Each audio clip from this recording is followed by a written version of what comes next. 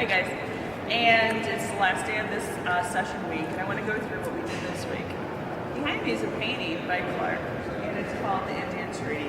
It's one of the most beautiful paintings here in the Capitol, and I'd love you to come join me someday so you can stand here with me and take a picture with that behind me. So today we're going to travel into the House of Representatives so you can see where your seat is in government.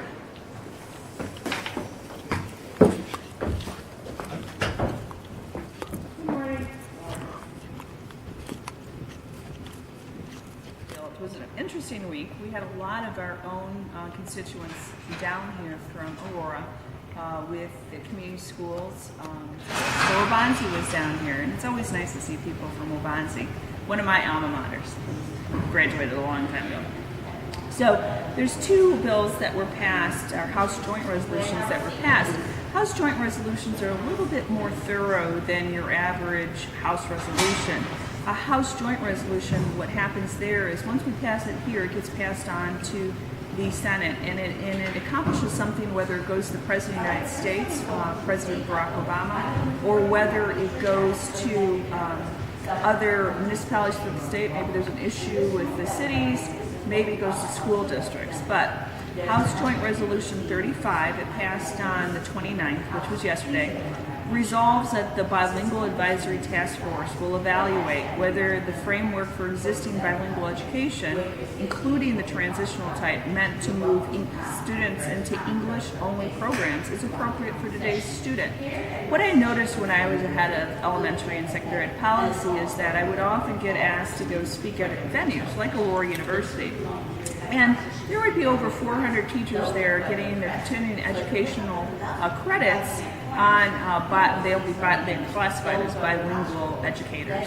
And I told them that I'd give them a speech, and then after the speech, what would happen is that I would ask them questions because they're the experts in their field. But the interesting thing that I found is when I asked them by a show of hands who felt that bilingual education in the state of Illinois was working, not one teacher raised their hand, which led me to this House Joint Resolution and looking into if today's bilingual transitional program is appropriate for today's student. The task force will also look into ways of enhancing bilingual learning by using technologies and new books and learning tools. Well, we'll be receiving advice from the task force throughout the year, and they'll have to relay that report back to the General Assembly so we know what legislation we want to do moving forward.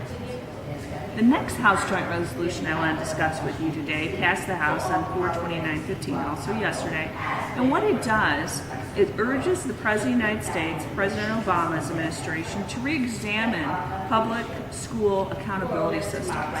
While I was policy chair, I also noticed that because someone's a great educator doesn't always mean that they're a great business person. And even if they have a business person within their organization, sometimes that is not sufficient enough to look at the accountability. So the House Joint Resolution 45 resolves that the President Obama's administration develop a system based on multiple forms of assessment, which does not require extensive testing and more accurately reflects the broad range of student learners. Why is this necessary, you might say, is something isn't working in the state or throughout the country.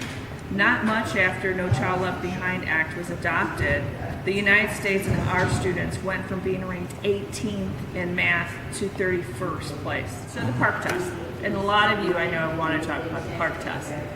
We're trying to slow the brakes down on that, and what you're hearing right now, it takes a lot of hours to do this in a kid's week, but they break it up. They don't do it all in one setting, of course. I'm the believer that we overtest children, so I'm kind of in the same vein of the people that have contacted me and been complaining about PARCC. So we're hoping to stop those breaks. Once again, humbly your servant, thank you for allowing me to serve in this amazing place. God bless, take care.